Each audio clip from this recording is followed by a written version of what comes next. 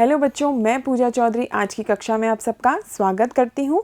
बच्चों, हम कक्षा 10 के सामाजिक विज्ञान के अंतर्गत राजनीति विज्ञान को पढ़ रहे हैं, जिसमें कि हमने हमारा पहला अध्याय प्रारंभ किया था, जिसका नाम है सत्ता की साझेदारी। आज हम हमारे पहले अध्याय के भाग 2 को प्रारंभ करेंगे, जिसका नाम है श्रीलंका और सत्ता की साझेदारी। तो शुरू करते हैं अध्याय 1 का भाग 2।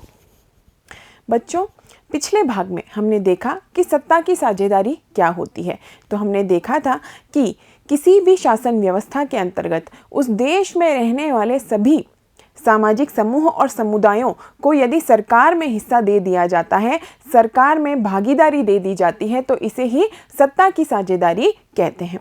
और हमने यह भी जाना था कि लोकतंत्र में जनता का शासन होता है। इस कारण लोकतंत्र में यह और भी आवश्यक हो जाता है कि देश में रहने वाले सभी सामाजिक समूहों और समुदायों को शासन में भागीदार बनाया जाए, क्योंकि लोकतंत्र का मूल मंत्र है सत्ता की साझेदारी। इस प्रकार से हमने सत्ता की साझेदारी के महत्व को जाना।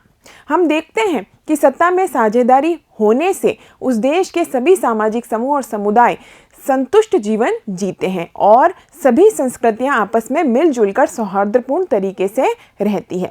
लेकिन हमने बात की थी कि यह सत्ता की साझेदारी, जैसे कि भारत में अलग अलग प्रकार के विविध सामाजिक समूह और समुदाय पाए जाते हैं जिनकी अपनी संस्कृति और जीवन शैली है, उसी तरीके से विश्व के और भी कई देश हैं जहां पर इस प्रकार की विविधता देखने को मिलती है। और इस कारण उनकी उन विविधताओं की वजह से उन सामाजिक समूहों या जातीय समूहों ने उस देश की सरकार से सत्ता में साझेदारी की मांग की, और उन देशों ने इन मांगों से कैसे निपटा, इसके लिए हमारी पुस्तक में हमें 2 उदाहरण मिलते हैं। एक श्रीलंका का उदाहरण और दूसरा बेल्जियम का उदाहरण। श्रीलंका जो कि दक्षिण एशिया का देश है और बेल्जियम जो कि यूरोप महाद्वीप में है। इन दोनों देशों में सत्ता की साझेदारी की मांग वहां के जातीय समूहों ने की, वहां के सामाजिक समूहों ने की, लेकिन वहां की सरकार इन मांगों से कैसे निपटती है उसी की कहानी हम समझने की कोशिश करेंगे। और दोनों देशों की तुलना के आधार पर कौन से देश की सरकार ने इस सत्ता की साझेदारी की मांग को सही तरीके से निपटा, उसकी भी बात करेंगे। तो शुरू करते हैं श्रीलंका की कहानी से, जहां पर सत्ता की साझेदारी की मांग वहां के जो अलग अलग समूहों थी या जातीय समूह थे उन्होंने की, और फिर श्रीलंका की सरकार उस मांग से कैसे निपटती है, क्या यह तरीका सही था या नहीं, इसका भी हम आकलन करेंगे। तो बात करते हैं श्रीलंका की। श्रीलंका में बहुसंख्यकवाद।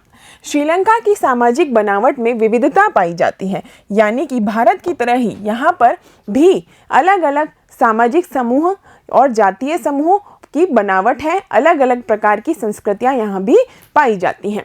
तो इस प्रकार से यहाँ पर क्या है, सामाजिक बनावट में विविधता है।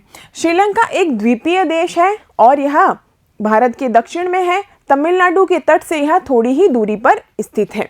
और यदि हम इसकी आबादी की बात करें तो श्रीलंका की जो आबादी है लगभग 2 करोड़ है, जो कि हरियाणा, जो कि हमारा भारत का एक राज्य है, उसके लगभग बराबर ही है। तो इस प्रकार से इस पूरे देश की आबादी हरियाणा राज्य के लगभग बराबर है।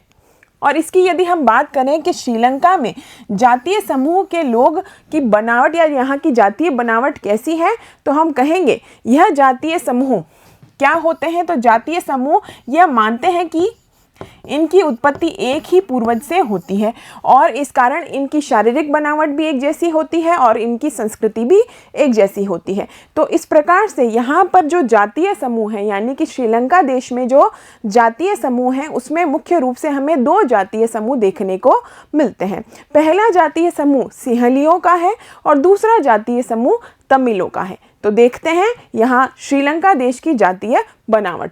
तो पहला समूह किसका है, जातीय आधार पर, जातीय समूह के आधार पर सिंहलियों का, और यह उस देश की कुल जनसंख्या का 74% है, यानी कि इनकी आबादी, सिंहलियों की आबादी कुल जनसंख्या की 74% है। अगर यदि हम बात करें सिंहली जाति के लोग जो है कौन से धर्म को अधिक मानते हैं, कौन से मत के मतावलंबी हैं, तो यह मुख्यतः बौद्ध धर्म को मानने वाले हैं। तो इस प्रकार से सिंहलियों का मुख्य धर्म कौन सा है, इनका मुख्य धर्म है बौद्ध। तो हमें ध्यान रखना है यह देश में बहुसंख्यक हैं। सिंहली इस देश के बहुसंख्यक हैं और कुल जनसंख्या का 74% सिंहली हैं।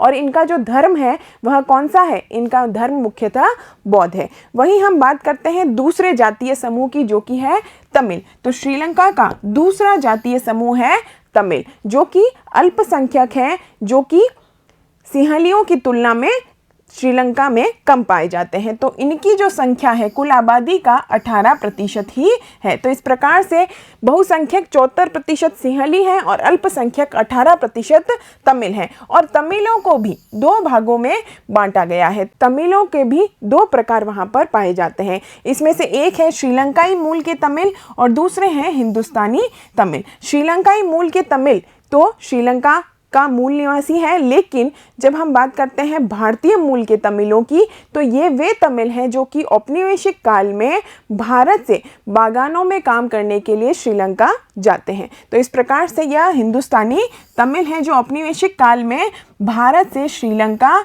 बागानों में काम करने के लिए जाते हैं। तो इस प्रकार से हमने देखा कि आबादी का 74% सिंहली है और 18% तमिल हैं। और तमिलों को भी हमने दो भागों में बढ़ते हुए देखा है। एक श्रीलंकाई मूल के तमिल हैं और दूसरे भारतीय तमिल हैं।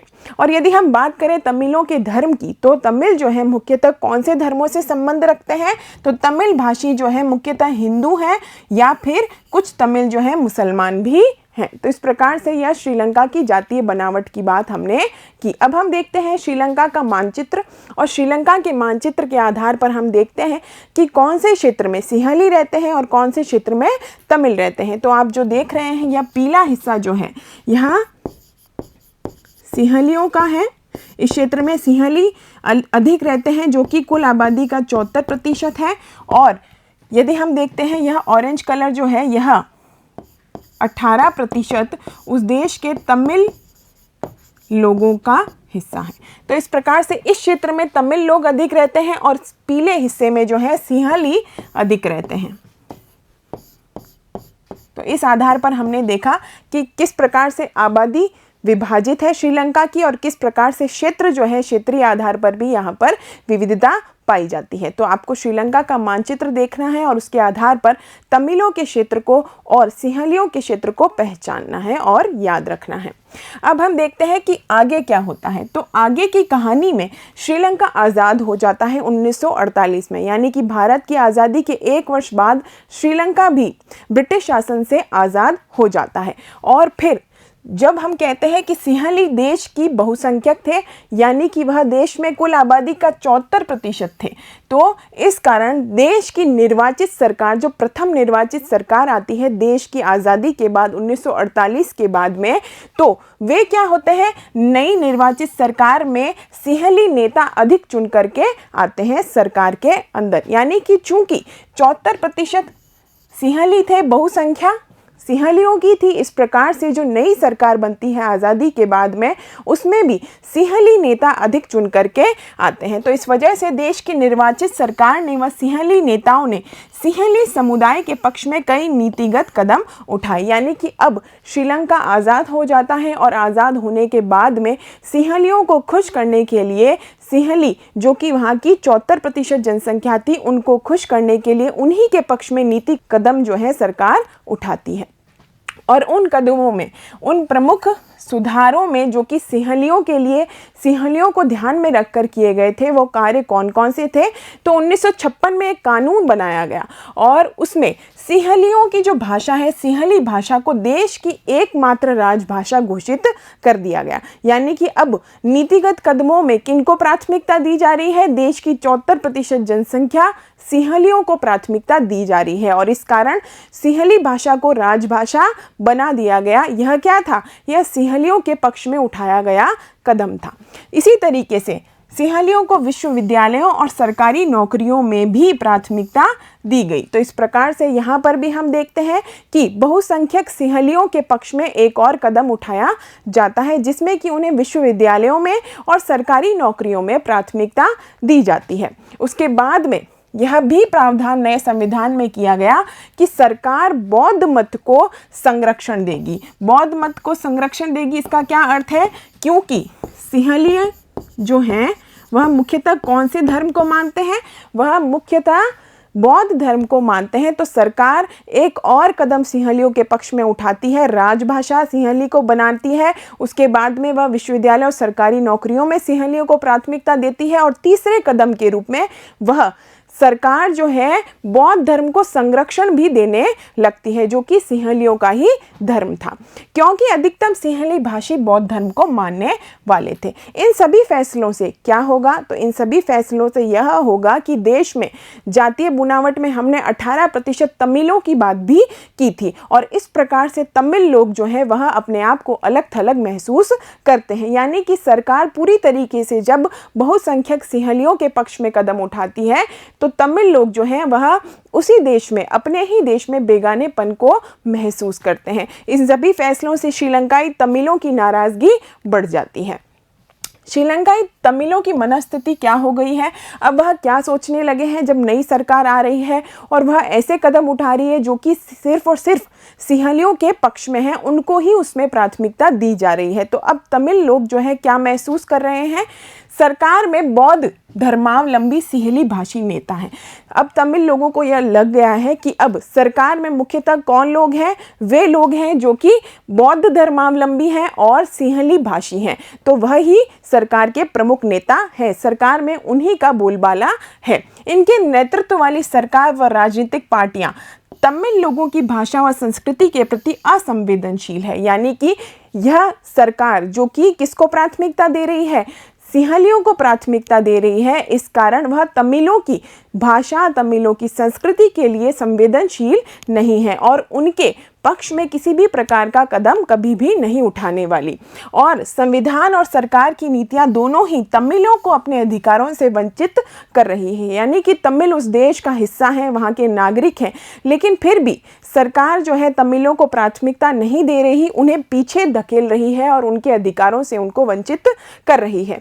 नौकरियों व अन्य सुधार कार्यों में उनके प्रति भेदभाव अपनाया जा रहा है, क्योंकि हमने बात की देश की आज़ाद सरकार जो है सिंहलियों को नौकरियों में भी प्राथमिकता दे रही है, विश्वविद्यालयों में भी प्राथमिकता दे रही है और तमिलों को अब लगने लगा है कि नौकरियों व अन्य सुधार कार्यों में उनके प्रति भेदभाव अपनाया जा रहा है। और इन सब का परिणाम क्या होगा? तो उस देश में जो जातीय बनावट थी उसके परिणाम स्वरूप जब सिर्फ और सिर्फ सिंहलियों के पक्ष में कानून बनाए जा रहे हैं, प्रावधान किए जा रहे हैं, सुधार उनके अनुसार ही किए जा रहे हैं, तो अब परिणाम सीधा सा था, अवश्यंभावी था कि अब दोनों जातीय समूहों के जो संबंध थे वह बिगड़ते चले गए। तो तमिल व सिंहली समुदायों के संबंध जो है अब बिगड़ते चले गए। श्रीलंकाई तमिल इन नीतियों के विरुद्ध इकट्ठे होते हैं, संगठित होते हैं कि इस प्रकार की नीतियां सरकार को नहीं बनानी चाहिए जिससे कि हमें पीछे धकेला जाए, और राजनीतिक पार्टी का यह निर्माण भी करते हैं, अपना खुद का एक दल भी बनाते हैं, अपनी मांगों को मनवाने हेतु यह संघर्ष भी करते हैं। इनकी जो प्रमुख मांगे थी, यानी तमिलों की जो प्रमुख मांगे थी वो कौन सी थी? तो तमिल अपने अधिकारों के लिए संघर्ष कर रहे हैं और वे मांगे रखते हैं कि तमिल को राजभाषा बनाया जाए और क्षेत्रीय स्वायत्तता उनको दी जाए और शिक्षा व रोजगार में भी उनको सिंहलियों के समान ही अवसर भी दिए जाएं। लेकिन वहाँ की सरकार क्षेत्रीय स्वायत्तता की मांग को नकार देती है। तो श्रीलंका की सरकार जो है क्षेत्रीय स्वायत्तता की मांग को लेकर वहाँ पर जो भी संगठन बनते हैं वह उनके विपक्ष में रहती है और इस मांग को वह कभी भी नहीं मानती, और इस मांग को कि उन्हें क्षेत्रीय आधार पर स्वायत्तता दी जाए वह हमेशा नकार देती है। श्रीलंका की सरकार इस मांग को नहीं मानती। श्रीलंका में दो समुदायों के बीच पारस्परिक टकराव जो है वह विकराल रूप ले लेता है। यानी कि इस टकराव का बहुत बड़ा असर श्रीलंका में होता है और श्रीलंका जो है गृह युद्ध में बदल जाता है। श्रीलंका में गृह युद्ध प्रारंभ हो जाता है। यानी कि दो समुदायों सिंहली व तमिल के बीच जो टकराव है वह इतना विकराल हो जाता है कि वहाँ पर गृह युद्ध की स्थिति आ जाती है। दोनों पक्षों के हजारों लोगों की वहाँ पर हत्याएं हो जाती हैं, लोग मारे जाते हैं और इस प्रकार से वहाँ पर सामाजिक, सांस्कृतिक, आर्थिक और राजनीतिक रूप से अस्थिरता आ जाती है। तो अनेक परिवारों को दूसरे देशों में शरणार्थी के रूप में जगह लेनी पड़ती है। कई लोगों की रोजी रोटी चौपट हो जाती है। तो गृह युद्ध से देश का सामाजिक, सांस्कृतिक व आर्थिक जीवन बिल्कुल ही बिखर जाता है, अस्त व्यस्त हो जाता है। इस प्रकार से जो श्रीलंका की स्थिति हमने देखी तो वहाँ पर हमने देखा कि तमिलों और सिंहलियों के बीच में किस प्रकार का टकराव हुआ और उसमें भी सरकार कहाँ तक जिम्मेदार थी। यदि हम कहें कि सरकार ने प्रारंभ से ही दोनों समुदायों के पक्ष में नीतियों को बनाया होता तो इस प्रकार की स्थिति का जन्म नहीं होता, जहां पर किसी भी एक पक्ष को बेगानेपन का एहसास होता। दोनों ही पक्ष सत्ता में साझेदार होते तो उन दोनों के हितों के लिए नीतियों का निर्माण होता और दोनों ही पक्ष जो है समाज में संतुष्ट जीवन और सौहार्दपूर्ण जीवन जी रहे होते और श्रीलंका प्रगति के पथ पर बहुत पहले ही आगे आ चुका होता।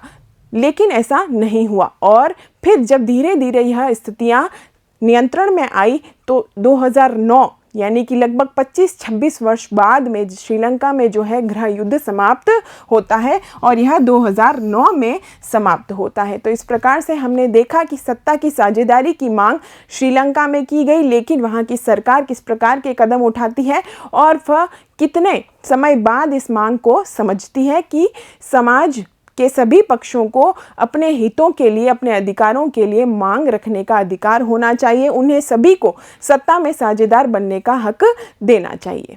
अब हम देखेंगे कि श्रीलंका इस प्रकार से इस मांग से निपटता है और बेल्जियम जो है इस मांग से किस प्रकार निपटेगा। तो अगले भाग में हम बेल्जियम की कहानी देखेंगे कि सत्ता की साझेदारी की मांग से वहाँ की सरकार कैसे निपटती है। तो मिलते हैं अगले भाग में। धन्यवाद।